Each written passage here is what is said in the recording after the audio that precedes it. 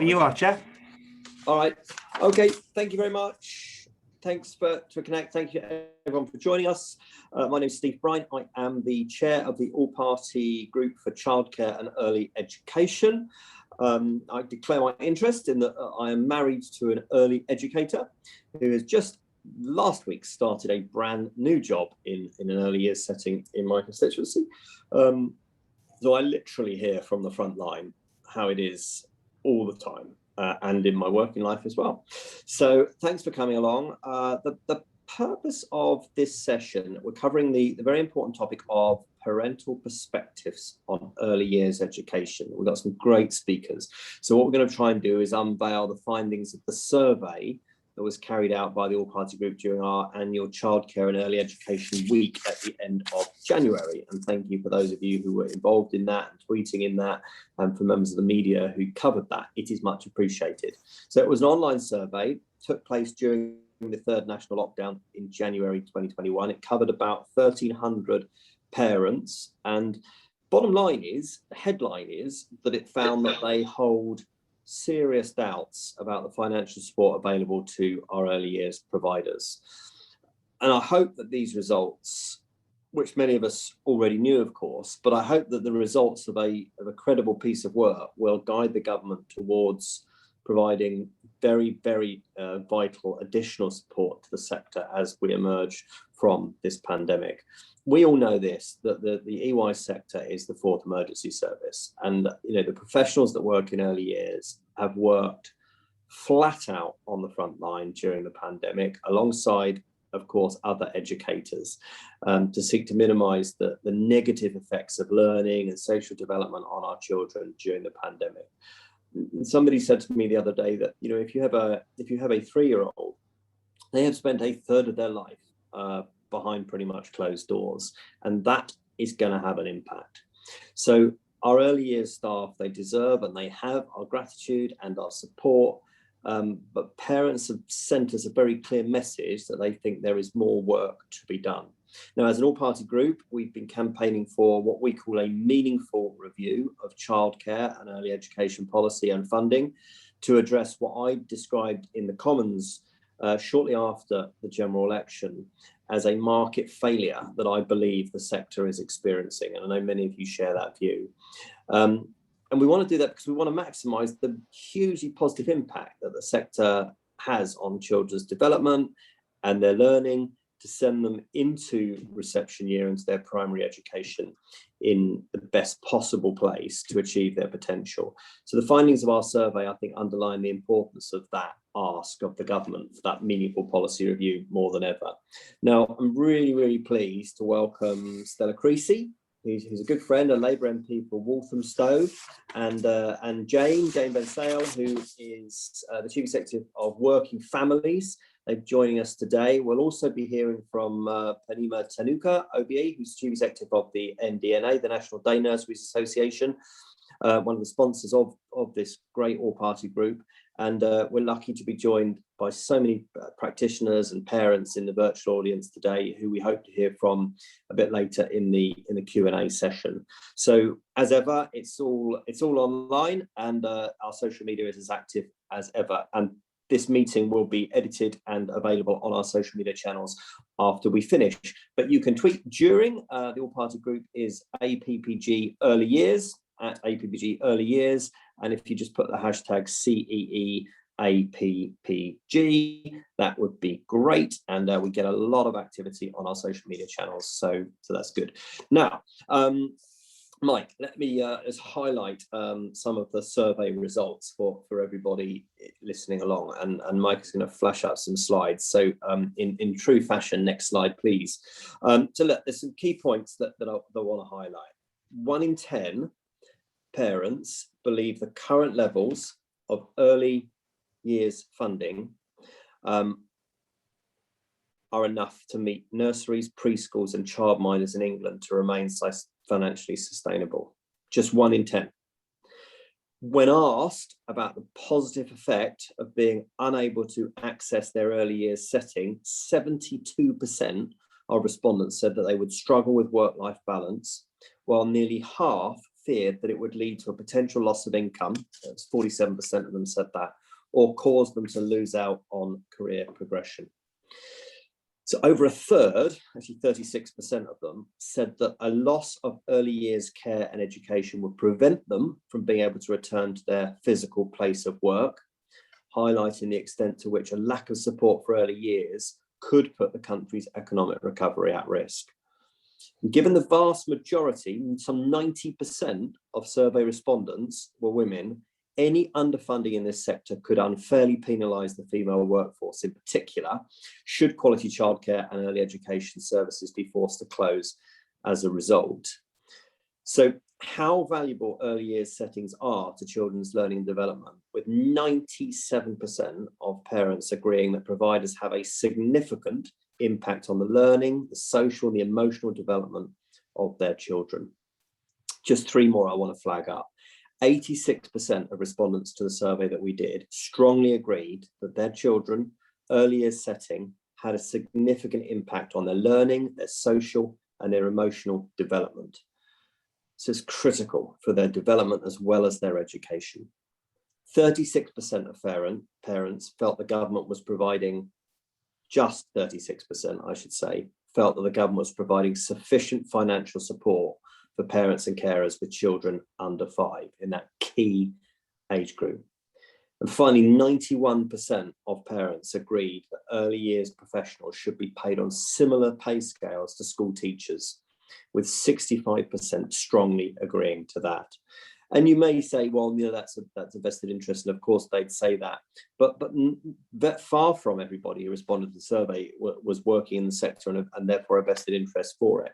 It's a social justice issue, is how we see it, and so they are very, very high figures, and they make a lot of sense. So I think we draw three conclusions from the work and the stato exercise that I've just given you there. First, the government can do more to address parental concerns around sustainable funding for the early years sector and its professionals. It's a matter of wanting to.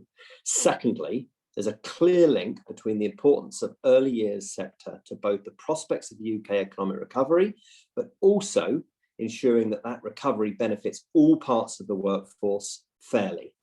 Finally, the conclusion we draw is that the overwhelming majority of parents have reaffirmed the importance the early years sector plays in their children's learning, their social and their emotional development. And I think it's a really, really good piece of work. And I'm really grateful to the team for seeing that it reached so far and wide. And I'm grateful to the members of the media who covered it and made sure that it did reach as far and wide as it did. And on that final point, rather neatly leads into Stella, who is obviously an MP, as I said, for Walthamstow, and a parental rights campaigner, it says in my notes, Stella, which I think is spot on too. I know you can't be with us for long, so I'm going to hand over to you, Stella, and the floor is yours. Thanks for joining the all-party group meeting.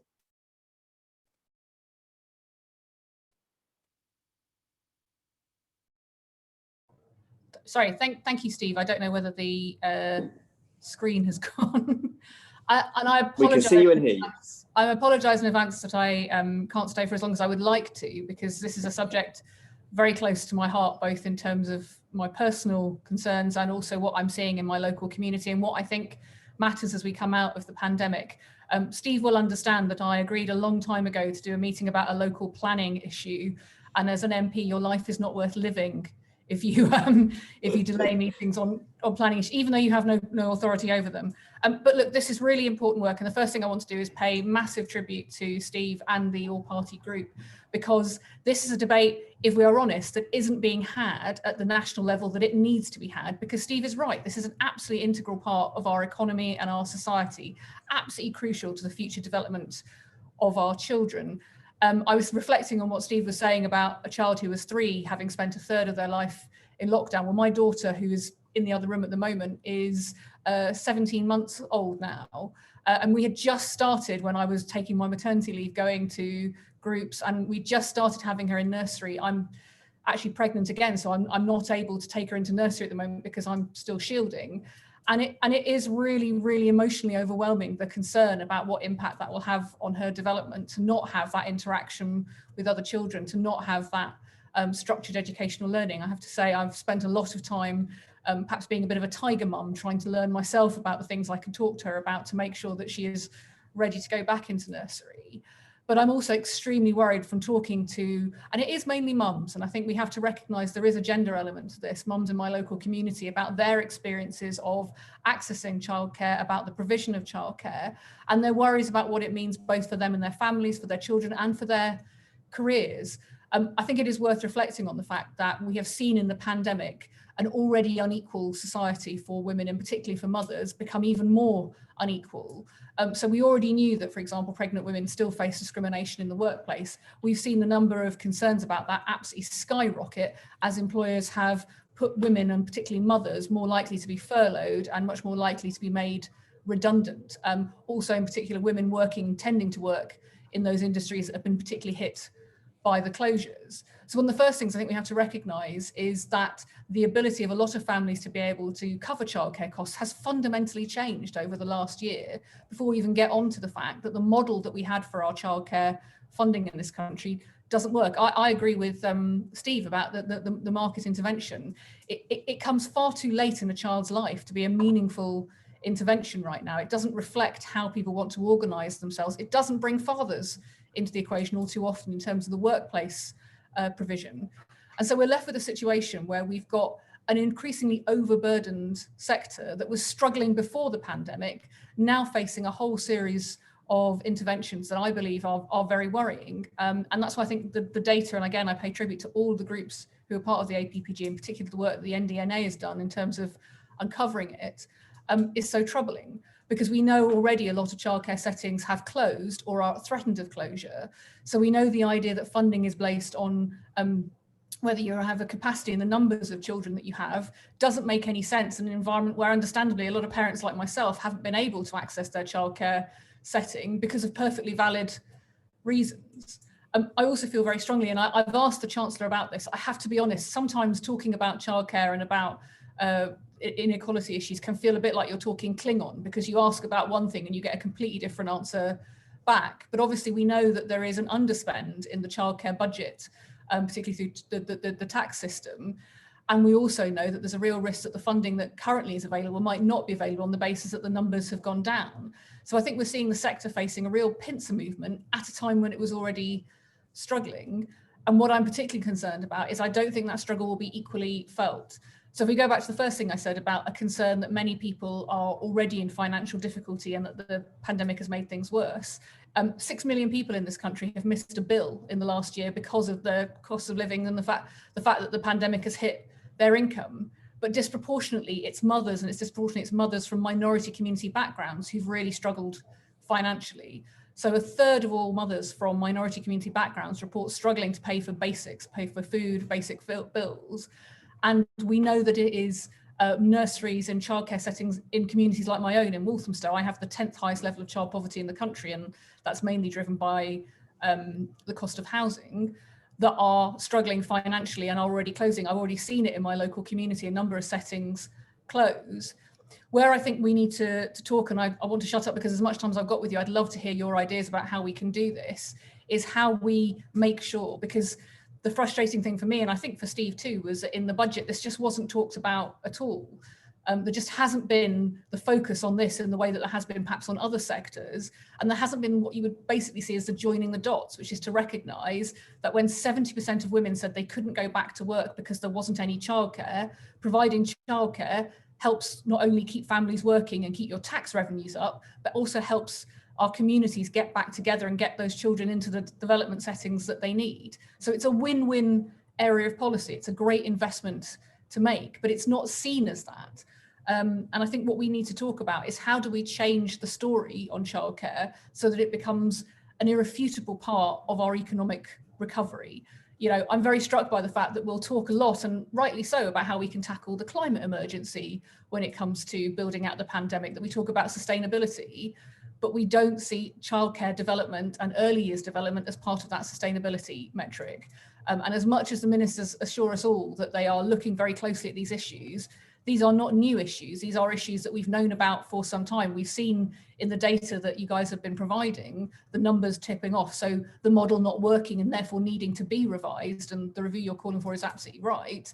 What we haven't seen is the commitment to make sure that that model is there so that as we come out of the pandemic, everybody who wants a childcare place can get one at an affordable rate in a way that means that they can make the right choices for their family to be able to go back to work if they want to. Maybe they do want to work in different ways. We know that for some people, home working has become more of a reality, but we know that for many people, and particularly those mothers in those areas, the retail hospitality sectors, without the provision of childcare, it doesn't matter if our shops reopen. It doesn't matter if our pubs are able to reopen. They won't be able to go back to their employment, and their families and their communities, and ultimately our economy and our society will suffer as a result. So I'm really interested to hear your thoughts about how we can make that case and make it from an economic argument. But I'm also very clear that we have to make sure this is a much higher political priority than it has been, which is why I think what the APPG is doing is so powerful, because your data makes such a compelling case. And I hope that it's the Treasury ministers, not just the DfE ministers, who are looking at it. Anyway, I'll stop there. Thank you, Stella. Thanks so much. I mean, comments in the chat you'll see, which gives you some sense. I mean, you know, Wendy was saying calling early education childcare doesn't attract the right type of investment, recognition, or acknowledgement. Absolutely right. You know, that's why it's childcare and early education that the group is. I mean, I will introduce Jane, but bearing in mind the time that you're with us, Stella, if anybody would like to particularly make a point and ask Stella to respond to it, and obviously, you know, she's an opposition MP, so she will talk to Tulip, who is the shadow minister on this. If anybody would like to make a point and interact with Stella, I think it will be a great chance to do that, and then we'll move on to Jane and then Purnima. So does anybody want to raise their virtual hand to make a point? Otherwise we'll go into Jane. I'm going to flick through my screen. This group is not normally known for being shy, Stella, so it would be a first. Okay, Claire, go ahead. Please unmute yourself and go ahead. Hi everyone, I'm Jane. Hi Claire. And I am the Chief Exec of Working Families. Working Families is the UK's work-life balance charity. And if you haven't heard of us, our mission is to remove the barriers that people with caring responsibilities face in the workplace.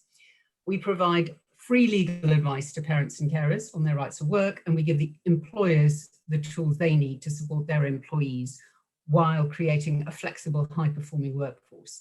And we advocate on behalf of the UK's 13 million working parents for progressive policy change. On our legal advice line, over this last year, we had 1.6 million unique views of our website pages.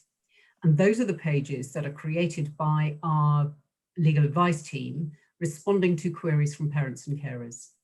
And we would say as an organisation that working from home is no substitute for childcare and early education. And we were constantly hearing from callers who were telling us that they had been told, for example, if they were call centre workers, to work from home and answer every single call, even when they had small children running around. It is just not possible to work from home and look after children. It just can't happen. We also know that those 13 million parents are probably around 40% of the UK's working population. So if we start losing those working parents, and particularly those mothers, it's going to have a significant impact on our economy. Interestingly, on our helpline at the moment, we're getting many more calls from fathers who are interested in understanding how they can claim shared parental leave. And for us, that's a real change. We've not seen that before. And we're wondering whether, while women have stepped up more during the pandemic and have delivered more caring, men have also stepped up and delivered more caring. So we wonder whether there's going to be some kind of sea change. And today, also saw the report from Aviva. Aviva provide, they are a large organisation and they can afford to do this, but Aviva provides 26 weeks paid parental leave across their organisation. And they've had an 84% take up by fathers who have been taking on average 24 weeks leave. So again, that, in our view, if that is possible, is a game changer. We certainly feel that the results of the survey are no surprise to us, particularly from parents and carers working parents and carers who are saying that without childcare and early education, they're going to lose their jobs. We do an index every year when we're looking at what parents need and their experiences around work. And 77% of parents consider their childcare needs before applying for any job and before applying for any promotion. And I'm sure most of you can understand that if you are in a role and you're getting the flexibility you need to manage your responsibilities, to move to a new organisation where they don't advertise their benefits, so you have absolutely no idea what's available for you, or you have to wait 26 weeks to be able to apply for the right to flexible working, that can be a significant problem. And that is something that comes up again and again and again. We believe that this lack of childcare and early education provision is a productivity and an equalities issue, exactly as Stella has been saying. We know that the impact this has, the reduced participation in the labour market impacts on both the talent available to employers and reduced economic activity. And we know from ONS stats, which are really significant, quite old now, that every year 54,000 women and young mothers are unable to continue their work because their employers make it too difficult for them to return. And that's an enormous number of people that are leaving the labour market. And then, of course, having left the labour market, it's so much more difficult to get back in. We, in a society where women are now more qualified than men, and my research team got this for me, and if you're not aware of it, I would urge you to look for the Paula principle, which is the female version of the Peter principle. But it was new to me, so I think you'll find that interesting. We believe that fixing this broken system is a core priority for our policy and influencing work. We also work with something called the Families and Work Group, and those are a large collection of charities who work together to understand what's happening to parents in the workplace and the impact that has on families. We have done a report called Flexi Stability. Here is one I prepared earlier, which is available on our website. And that goes through all of the things that we think working parents and carers need. And obviously, primarily, that is going to be childcare and early years education. We know that prior to the pandemic, of those working parents who required childcare, 6 out of 10 used formal registered childcare, 3 out of 10 relied on informal childcare, and the remainder used a mixture of the two. And it is interesting in our view that the majority of the parents who are in insecure and flexible work tend to use informal childcare because they can't get the kind of flexibility from, and affordable flexibility from some of the schemes that are out there. If you consider that an average working week is somewhere between 35 and 37 hours in the UK, and on top of that, you might have commuting, you'll see that if you want to work full time, if you need to work full time, childcare becomes even more of an issue for you. We'll be working with our partners to better understand what we can do. We are not early years educators experts, but we certainly are experts in working parents. I have hopefully answered some of the questions in your own minds. I think I've spoken to time, so I'm going to stop there. Thank you very much, Jane. I'm just going to take the chair quickly while Steve heads off for a division. I'm aware, Stella, you've got to go very shortly. So can I just invite Claire Kenyon to ask the question? Just clarify, I'm voting by proxy, so I'm not abandoning my vote, I promise you. When you said you're at home, I remember proxy voting. Can I invite Claire Kenyon to ask a question? Yeah, sure. It was, I've actually just typed it, so I'll go back to it. What I really wanted to raise is the issue, I know Wendy mentioned it earlier, is that the whole issue of childcare versus early years education. While we have this narrative of childcare being for parents, it's putting the focus on the parents rather than the value of early years education for the children. If we start to look at the value of early years education on children and the benefits it has to them, there are lots of research, there are papers, I can't remember off the top of my head, I can post it on the chat later, but there are papers which show that there is a return on investment of something like between 12 and 16% of what the government spends. So later on, the children who've had a really good quality early years education then go on to be higher taxpayers. They earn more money. They cost health services less. I mean, there's all sorts of reasons that we should be investing in early years education, but that means the narrative on childcare has to shift. We have to stop talking about childcare and we have to start talking about early years education. Of course, it is important that we understand that working parents need to have people looking after their children. But the brain development in the first, somebody put 1,001 days, I think it's 3 years or something. The brain develops. I'm sorry, Claire. Can I ask you to come to a question, please? Yeah, I'm just basically asking if you can think about changing the narrative from childcare to early years education. Thank you very much. For those reasons. If you'd like to say a response to that, Stella?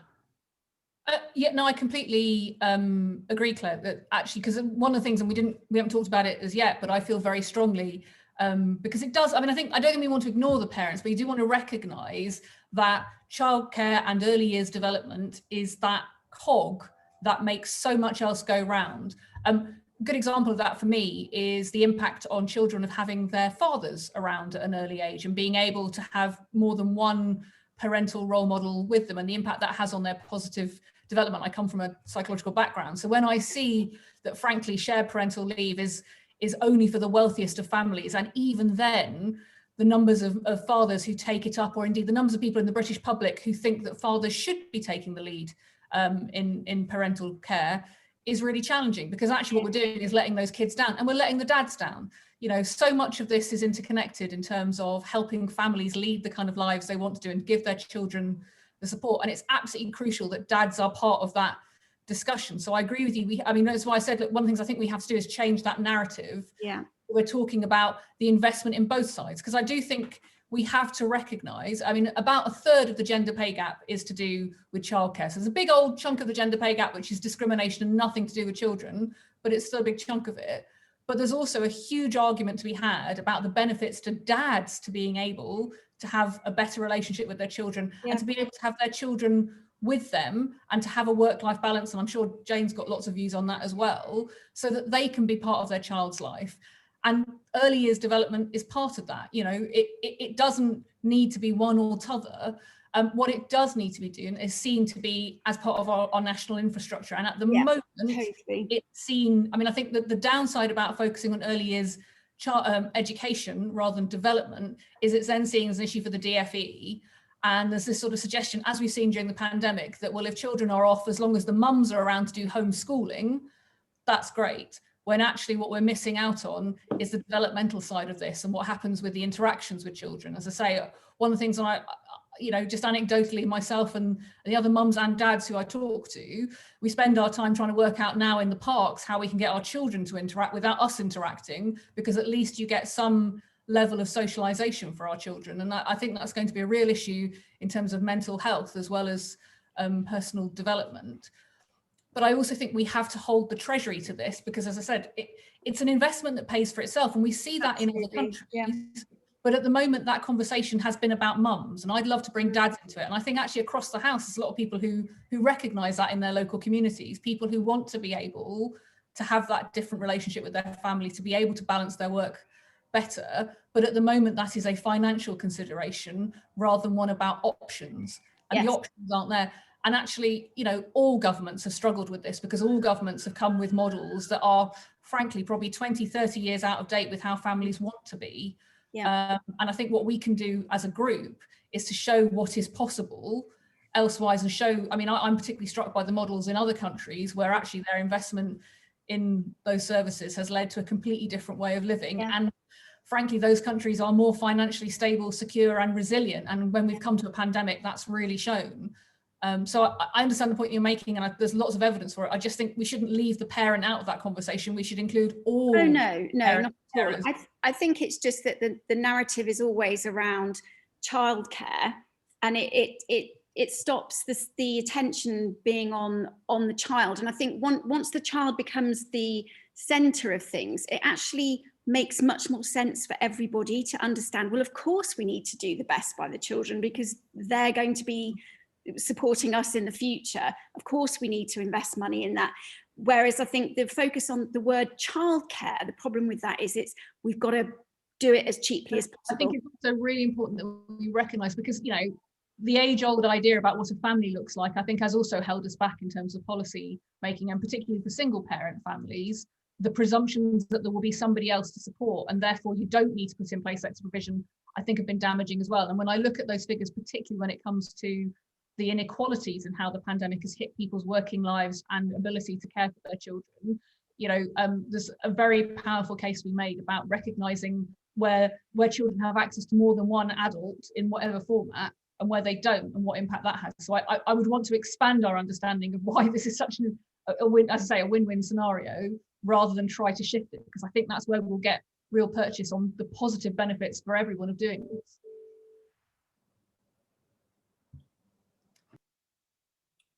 Can I ask a question? Thanks, Stella. Sorry about the voting here. So the one good thing for me still is that we've got the proxy system in place. Yeah. And that, you know, that's a classic example of some of the other workplace, you know, challenges that we've all got to face. But that means, you know, I sat here comfortably, Steve, and was able to listen to while you had to run up and down those stairs. So I do feel for you. Yeah. We can ask questions, by the way, Chair. We've got Wendy, Caroline, and Valeria in that order. If you Go for it, Wendy. Hi. Can you hear me? My question is a bit of a reflection on Stella's comment that she just made, which she said about holding the Treasury to account. And my question is, how can we hold the Treasury to account when the Treasury don't recognise what we do? So, for example, I've got a monitoring form that I've put together for our local authority. So we've just got a really ridiculously low increase. And for 17 and a half days, full days, I've counted the hours, we've been out liaising on safeguarding and SENCO issues. So as a SENCO, we have to train our staff who get minimum wage. Yeah, and I'm not proud of that. It's disgusting, but we don't get enough money to be able to pay our well-qualified early years specialists the amount of money they deserve. So I've got people with 30 years experience and have trained in SENCOs, have got degrees, and they're getting minimum wage, and they would earn more at the KFC. That's the reality of it. The Treasury don't understand that our staff have got degrees, have done SENCO experience, know how to speak to parents who are suffering domestic violence and can refer to mass teams. We are specialists. We are not childcare, and I get quite upset about that sometimes, because we're early years specialists. We're conceptual engineers. We build brains. There is no more important job than an early years specialist. And somebody somewhere needs to recognise that, and certainly the Treasury are not doing that at this point, in my opinion. So it's right, we need to get the Treasury to account, but when they won't even accept that, they don't even pay us for management, there's got to be management on site, but they expect us to attend core groups and they and submit reports for 2-year-old assessments. So we are the key, the linchpin organisational members of most TAF groups, core groups, assessment groups, liaising with health visitors. But actually, nobody recognises that, no one. And I've got people leaving in droves, experienced, qualified, passionate, wonderful, outstanding. We are an outstanding nursery, and we get people that have to leave because they can't afford to stay in childcare. They can't afford to do it. And we've got some unscrupulous nurseries that will get apprentices and put them through an apprenticeship and then get rid of them because they may feel like they're being unscrupulous, but actually they can't afford to pay real staff real wages because we're not funded at the rate that we should be funded. So I'm sorry, I do raise my voice, and it's not at anyone in particular. The passion that I have and our work staff, I have 23 members of staff here that have got thousands of years experience that are paid minimum wage and don't earn what you earn at KFC. And it's a joke. And what I want is MPs across all parties to go, actually, you know, you need a license to work with a dog, to work with food. Everybody has to have a certificate to work with food. Actually, you can only have a percentage that have got a qualification that work with children. It's a highly qualified, important role, and somebody needs to step up and wave the flag for us. Sorry. Okay, thank you. Caroline. Let's get a few more in. Thank you. It's really good to see you, Stella. I'm a lead member in neighbouring Hackney in early years, families, parks and play. And actually, Wendy's just kind of put the fire really behind what I wanted to say, which was that we really have to recognise the mood in early years just now. We have an expectation of staff to be all things. With the pressures of the pandemic and of poverty, we've been sort of training staff in Hackney, and as part of our ethos of having no wrong door. The staff are only too eager to have this training because they don't want to turn anyone away or signpost them to the wrong place. But I fear for them of how much they're having to carry, the sort of burden of responsibility. We also have, you know, we're very high on the child poverty list as well.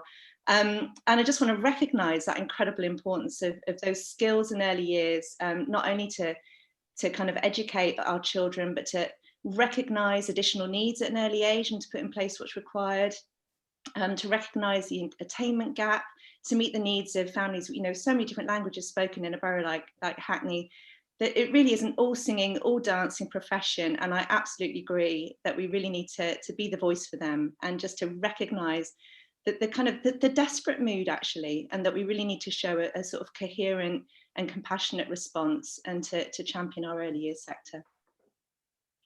Thank you. Mike, and there was the third one, third lady you said was who? Sorry, Valerie. Right, Valeria. Valeria from the Frobel, yeah.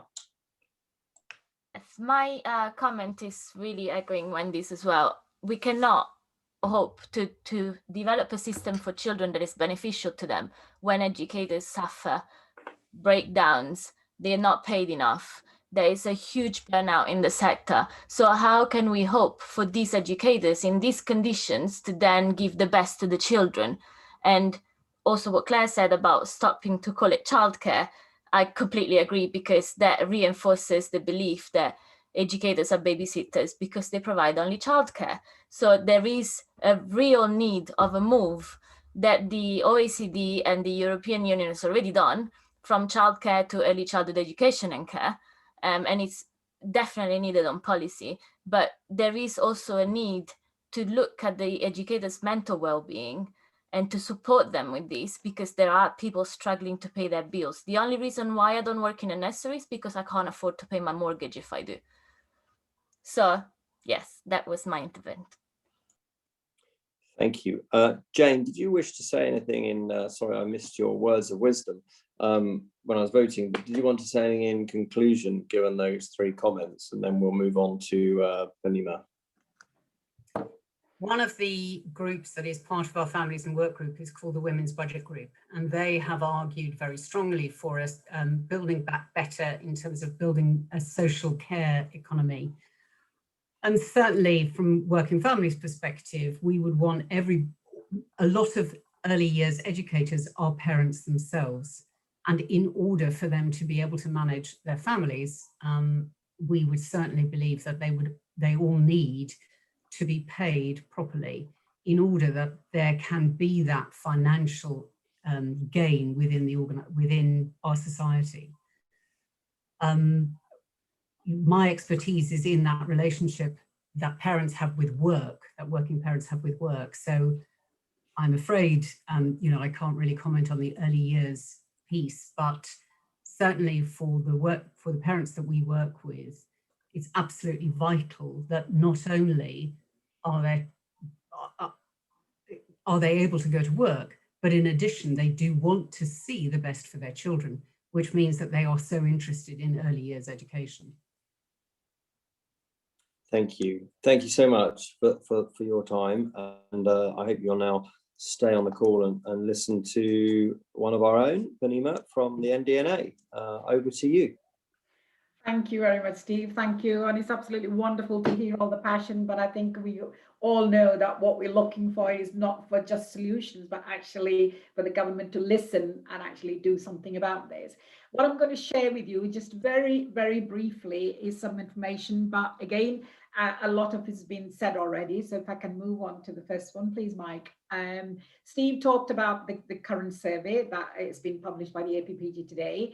And I think, you know, there are no surprises that we all know in terms of what parents' views are. But most interesting thing is actually, you know, the parents are telling that they have valued new ways of working during lockdown, because nursery practitioners and the earliest professionals have been in close contact with parents, even during pandemic, to actually give them some advice and hints and tips in terms of how to engage with their children.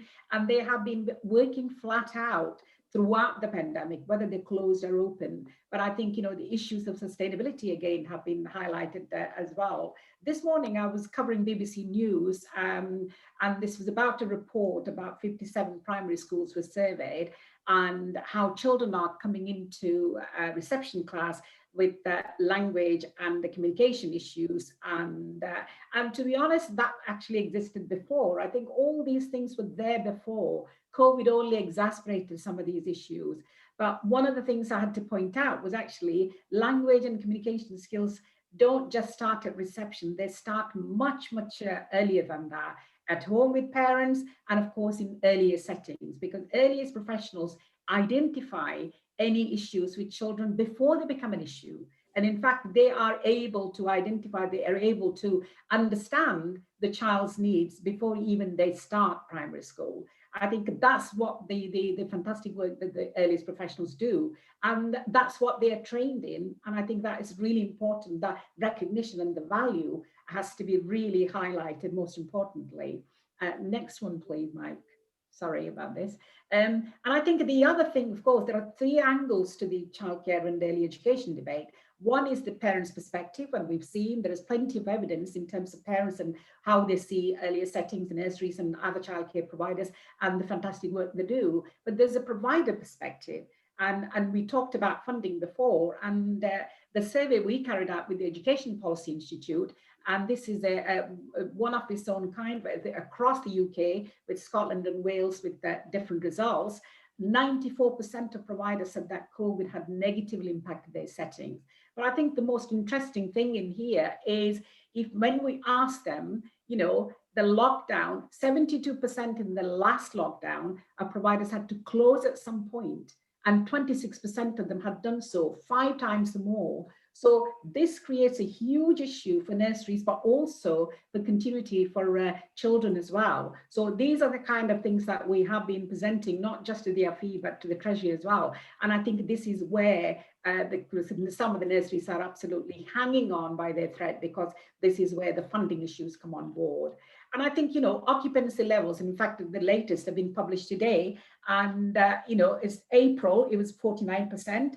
And of course, today is 52%, but still a lot lower than the figures before Easter holidays, which was actually 57%. So businesses cannot operate with that kind of occupancy levels and be sustainable and provide high quality care. And next one, please. And I think, you know, it doesn't matter where the child goes, whether it's actually a nursery or a childminder or any other childcare setting. You know, the fundamental issues in terms of, you know, not only children need that care and attention and that stimulating learning environment through play, all these things are pretty common to all types of settings. But I think, you know, how earlier settings have adapted, and they had to change their operating, you know, procedures, and put in a huge amount of work and huge amount of investment into that. And of course, with that, I have to say that, you know, little support. But I think, we will also, as the early organisation working across UK, we now, busy with elections in Scotland and Wales. Already, political parties are promising more funded hours. And of course, our message has been very clear in terms of any government, is that we need to address some of these challenges and funding issues now before we go on to increasing hours. It's not about quantity, it's about the quality of that early education. And of course, the funding challenges were there before, and the APPG has already highlighted, and Steve mentioned about the comprehensive policy review in terms of early years and childcare, and this is long overdue. But I think we also need to look at the underspend. Stella mentioned about our underspend report. 67 million of funding that is supposed to have gone to early years and childcare hasn't actually been spent on childcare. And Treasury, over £2 billion of tax-free childcare is underspent. So what we need to challenge the Treasury, which we are doing, also is actually where is that money going to be invested in moving forward. And one of the kind of announcement that was made today is about the 108 million. It's not a new announcement. It was done already before. 108 million for the catch-up program. Out of that, 80 million is for early years. What we don't know yet is majority of that 80 million is actually going towards reception classes and support to reception classes, but we don't know how much of that will be invested in the PVI sector for early years and childcare providers to be able to help and support parents and families, and to be able to support their own staff who have to deal with bereavement, who have to deal with behavior issues with very young children, because some of them have missed out on a lot of their early education in nurseries and other settings. So that is really important. But one thing I want to leave this slide on is, I think, there is an urgency here. And one closure is too many. And because childcare providers are not just early educators, they're employers as well. They support families in their area and they contribute to the local economy. Only yesterday, I took a phone call from a provider who's been in business for 33 years and who has to close down. And what she said really struck me and really upset me. She said, Purnima, my home is my nursery, and this is my pension. I don't want to end up with a heart attack or a stroke. So that's the kind of situation we have. And unfortunately, most of these closures are happening in the most deprived communities and small settings. This is what we need to urgently address. So I just leave you with this thought from a nursery owner who's closing after 17 years.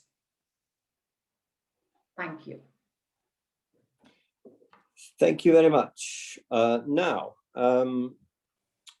Mike, Sophie, you're going to point us in the right direction. For those who would like to ask questions, by all means, shout up if I don't see it flash up. You can ask, obviously Stella's had to go to her planning meeting, but you've got Jane and you've got Purnima on the call. Who would like to make a comment or question? We've got about 10 minutes and then I gotta go.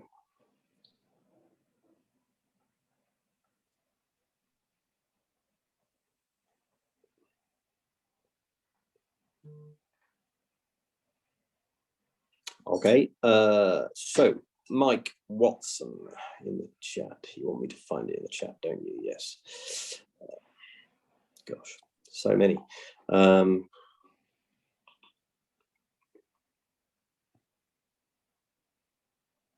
Mike, you're on the call. Do you want to ask a question? Well, really just the point, Steve, that I made in that in the chat there.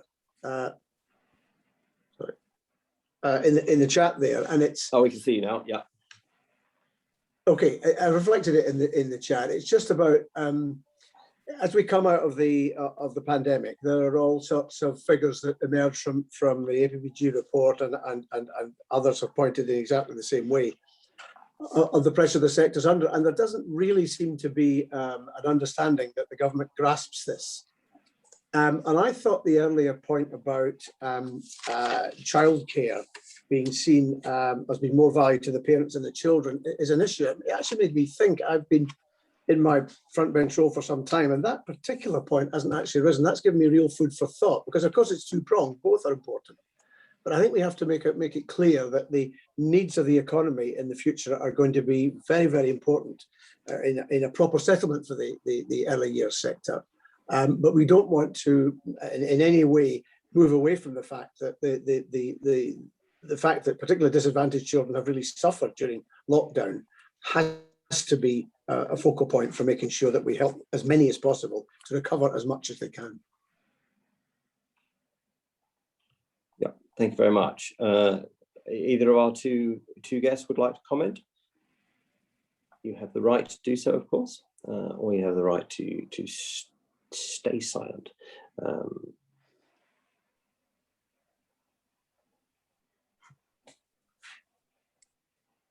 Steve, the only thing that I'd like to add is that certainly the work and the research that Working Families does says that the vast majority of parents in this country need both jobs in order to sustain their family life.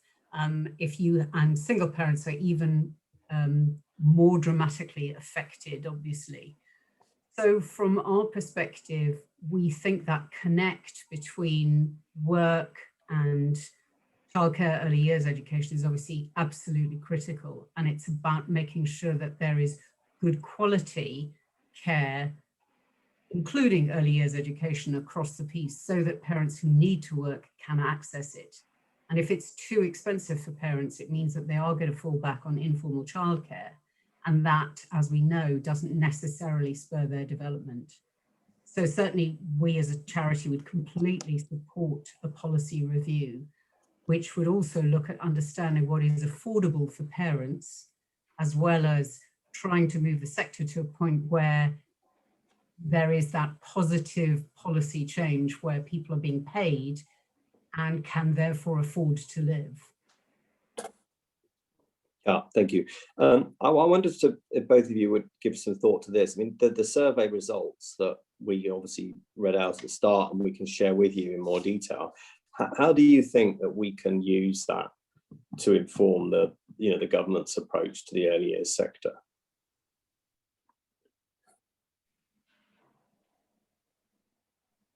Purnima, what do you think? How can we use that work? We're obviously doing some media on it today. Or get a lot of coverage off it, I know, and some of us are doing, one of us is doing LBC later on, I know. How do you think we can use the work? I think, we've got enough evidence, Steve. We've got plenty of evidence, and we've got the parents' evidence, we've got the providers' evidence, and we've also got a lot of, statistics from different organizations, not just from people who are around this table here. But I think, what we do need to understand is actually, the point that was made by Mike, unemployment is increasing and it's likely to increase even more. So parents are going to struggle, if the occupancy levels are low now, moving forward, in terms of changes in employment, those parents may not be able to afford to pay for childcare. And if we're not seeing even funded children attending, 3 and 4-year-olds and 2-year-olds who are funded, we're seeing actually those children not attending, vulnerable children not attending. I think this really has to be a wake-up call for all political parties in terms of putting this at the top of the agenda, because we know every penny spent in the early years is a pound saved in the future lives. And I think, all policies must start right at the early stages. It's not as an afterthought afterwards. And yes, there's been lots of positive kind of, noises have been made, but I think, the fundamental review needs to happen, because, the kind of, parents, half of them don't understand even what they're entitled to. And moving forward, we need to look at, the limits in terms of criteria for accessing tax-free childcare. We need to look at what changes that need to be made in terms of providing flexibility to parents to be able to access that funding. And I think all these things need to be looked at along with that comprehensive review of the policy. And I think that's really important. And I think you created a wonderful debate in Parliament previously. And maybe this is now another time to actually have another debate in the Parliament to highlight the urgency of this. Yeah, it's good thoughts. Thank you. Laura Barber from Sutton wanted to say something. I was just interested. I mean, Purnima, I was very interested, of course, Purnima, about the point you make that the funded hourly funding rate is not sufficient, and the settings are having to subsidise the cost of the places. I was wondering whether, Jane, you have a sense that actually parents have, because obviously the original theory behind the policy was to encourage parents to perhaps increase their working hours or return to work. Do you have a sense of how much this policy, the 30 hours, has supported that original intention? From our perspective, parents can't work unless they have access to early years education. And I absolutely understand everybody's focus on the early years education. But from our perspective, we believe that work is a way out of poverty. And therefore, in order for parents to access work, they also need to make provision for their children. One of the things that we get lots of queries on our helpline is that parents really struggle to understand the provision and struggle to understand what they're entitled to and what they're not entitled to, and then how they fit that into work. Because for many parents in this country, a full-time job is something that they need to do. And obviously for single parents, even more so. So while they would like to take up as much of the 30 hours as they possibly can, sometimes it becomes very problematic for them in terms of managing that balance between actually the flexibility of having the ability to have their child looked after that allows them then to also be able to go to work. It's a significant issue for working parents, is how do they get the flexibility so that they can literally feed their families. And from my perspective, that is the push that we would be looking at in terms of restarting the economy. You know, as a country, we have incredibly high rates of borrowing at the moment, and government has provided, you know, the furlough scheme, which has been, from our perspective, a wonderful thing. But the furlough scheme is coming to an end, and we have a concern that in September, if there's not going to be this huge bounce back, we're going to see more and more working parents not being able to work, which then impacts on early years education settings because children simply won't be going. Okay, thank you, Laura. You pointed out about the complexity question about the funding system. You know, we have 15 hours funding, we have 30 hours funding, we have tax-free childcare, we have childcare tax credits. You know, it is so complex for parents to be able to navigate through this. And it will be even more complex now with added pressures for them to finding employment or retraining for a job. And yes, we have provided a solution to the Treasury, you know, to actually review this and to look at creating a passport system where parents are given the responsibility. They can choose a childcare provider of their choice, but the funding then directly goes to provider. So there's lots of models that we have been working on to be able to support that. But definitely parents need that support. And that's why we're ending up with, you know, some parents not claiming tax-free childcare and some parents actually not even using the funded hours. Yeah. Valeria from the Frobel Trust, you had your hand up. We're going to close in a minute because we're going to have more votes here. So I'm going to close. It's supposed to be running back and forth. Go ahead. I have a question for the panel or for anyone else that has any idea. We know that the profession is one of the least unionized profession that there is. And how do you think would be a way to help practitioners into a union, which will then mean better conditions for them, hopefully through a union?